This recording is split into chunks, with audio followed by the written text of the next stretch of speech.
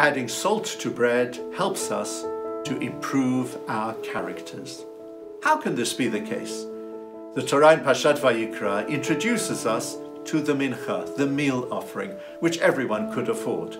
With regard to the mincha, the Torah tells us that it was not to become chametz. No honey nor any yeast was to be added. Salt, however, was to be added to all offerings. Rav Mordechai Gifter Zatzal, who was Rosh Yeshiva of Yeshiva Telz, gives here a beautiful perush. He explains that when yeast is added to dough, of course it helps the dough to rise, but the yeast is an external additive.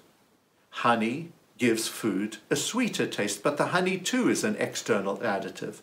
Salt, however, is different. When salt is added to food, it becomes an integral part of that food, and it draws out the flavor which was already there and enhances that flavor.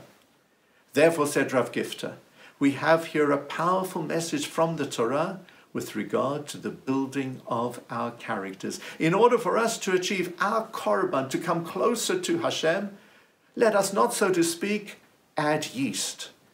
Add to our character certain dimensions which will distort our character. Neither should we strive to add honey, whereby we'll make ourselves sweeter, but we will do so by borrowing from an outside source. Instead, let's work on what we already have. Let's, so to speak, add salt to our characters in order to bring out the talent that Hashem has given us, in order that we will succeed by enhancing what we have in a latent form. This is something which we're reminded of every single time we sit down to have a meal. When we make hamotzi, the blessing over the bread, salt is added.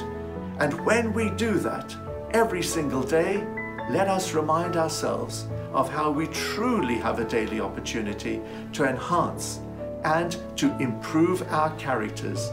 And the best way to do that is, let's thank Hashem for what He has given us, and let's maximize the potential that is within each and every one of us. Shabbat Shalom.